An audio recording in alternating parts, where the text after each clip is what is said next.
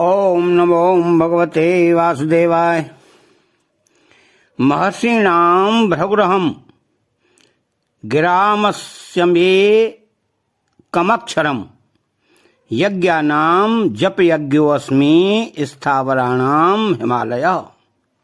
महर्षीणां भृगुरहं, भृगु, अत्रि, मरीचि आदि महर्षियों में भृगु जी बड़े भक्त, ज्ञानी और तेजस्वी हैं। इन्होंने ही ब्रह्मा, विष्णु और महेश इन तीनों को परीक्षा करके भगवान विष्णु को श्रेष्ठ सिद्ध किया था। भगवान विष्णु भी अपने वक्षस्थल पर इनके चरण चिन्ह को भृगुलता नाम से धारण किए रहते हैं, इसलिए भगवान ने इनको अपनी विभूति बताया है। गिरामस्मये कमक्षरम, सबसे पहले 3 मात्रा वाला प्रणव प्रकट हुआ। फिर प्रणव से त्रिपदा गायत्री, त्रिपदा गायत्री से वेद और वेदों से शास्त्र और पुराण आदि संपूर्ण वांग्मय जगत प्रकट हुआ। अतः इन सब का कारण होने से और इन सब में श्रेष्ठ होने से भगवान ने एक अक्षर प्रणव को अपनी विभूति बताया है। जैसे प्रणवः सर्ववेदेषु, संपूर्ण वेदों में प्रणव मैं हूं। ओमित्येकाक्षरम ब्रह्म व्याहरण माम नुसर्मण, यह प्रयाति त्यजन देहम सयाति परमाम गतिम। जो मनुष्य ओम इस एक अक्षर प्रणव का उच्चारण करके और भगवान का स्मरण करके शरीर छोड़कर जाता है, वह परम गति को प्राप्त होता है। तो तस्मादोमित द्योदाह्रियत्य यज्ञ दान तप क्रिया प्रवर्तन्ते विधानोक्ताः सततम ब्रह्मवादिनाम। वैदिक लोगों की शास्त्र विहित यज्ञ दान और तप रूप क्रियाएं प्रणव का उच्चारण करके ही आरंभ होती हैं।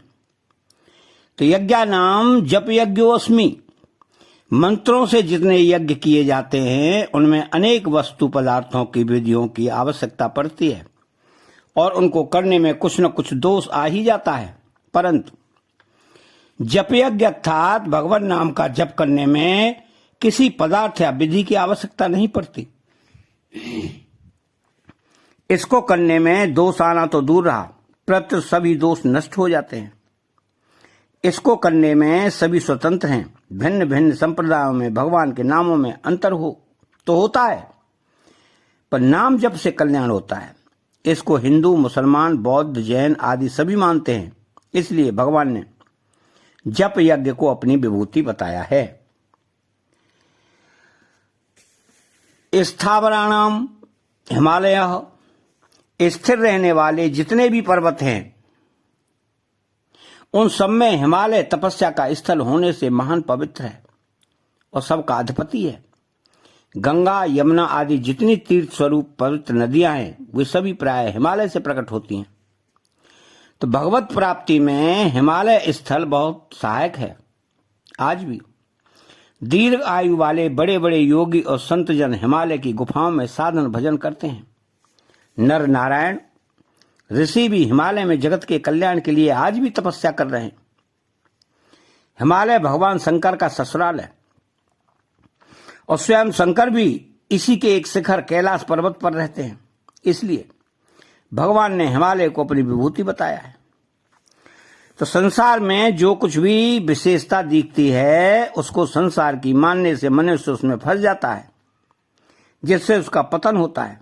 परंतु भगवान यहां बहुत ही सरल साधन बताते हैं कि तुम्हारा मन जहां कहीं और जिस किसी विशेषता को लेकर आकृष्ट होता है वहां उस विशेषता को तुम मेरी समझो कि यह विशेषता भगवान की है और भगवान से ही आई है।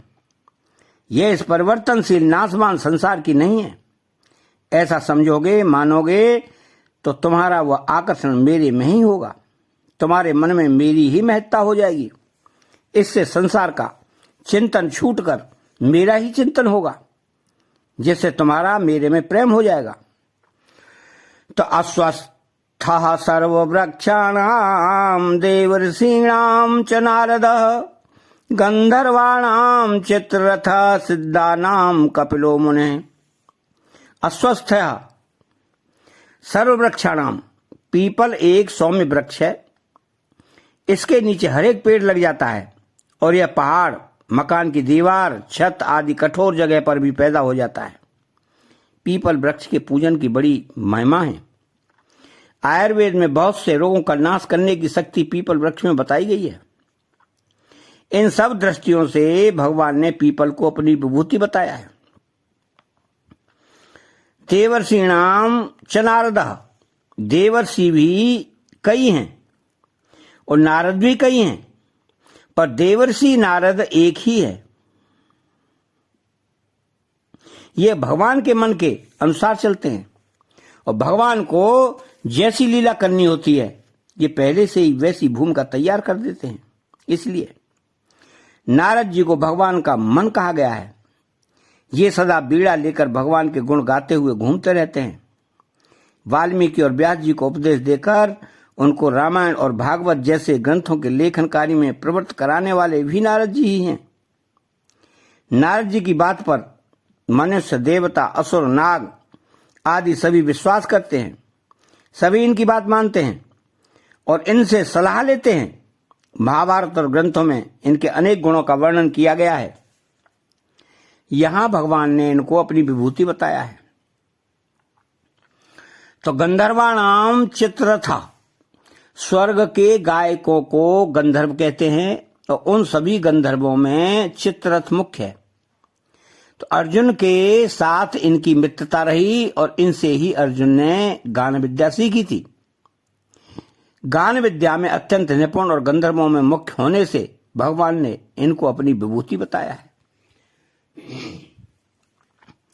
सिद्धानाम कपिलो मुनिः, सिद्ध दो तरह के होते हैं। एक तो साधन करके सिद्ध बनते हैं और दूसरे जन्मजात सिद्ध होते हैं। तो कपिल जी जन्मजात सिद्ध हैं और इनको आदि सिद्धि कहा जाता है। ये करदम जी के यहां देवहूति के गर्भ से प्रकट हुए थे। ये सांख्य के आचार्य और संपूर्ण सिद्धों के गणाधीश हैं। इसलिए भगवान ने इनको अपनी विभूति बताया है। इन सब विभूतियों में जो विलक्षणता प्रतीत होती है वह मूलतः तत्वतः भगवान की ही है। अतः साधक की दृष्टि भगवान में ही रहनी चाहिए।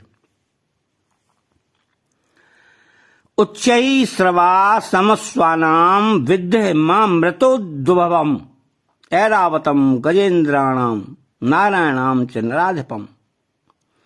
उच्चैः सर्वसमस्वाथानाम विद्धि माम मृतोद्भवम, समुद्र मंथन के समय प्रकट होने वाले 14 रत्नों में उच्चैःश्रवा घोड़ा भी एक रत्न है। यह इंद्र का वाहन और संपूर्ण घोड़ों का राजा है। इसलिए भगवान ने इसको अपनी विभूति बताया है। ऐरावतम गजेन्द्राणाम, हाथियों के समुदाय में जो श्रेष्ठ होता है उसको गजेंद्र कहते हैं। ऐसे गजेंद्रों में भी ऐरावत हाथी श्रेष्ठ है। उच्चैःश्रवा घोड़े की तरह ऐरावत हाथी की उत्पत्ति भी समुद्र से हुई है और यह भी इंद्र का वाहन है। इसलिए भगवान ने इसको अपनी विभूति बताया है।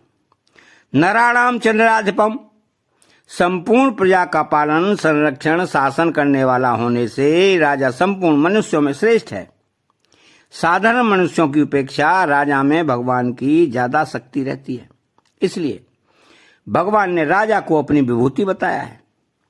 इन विभूतियों में जो बलवता सामर्थ्य है वह भगवान से ही आई है। अतः उसको भगवान की ही मानकर भगवान का चिंतन करना चाहिए।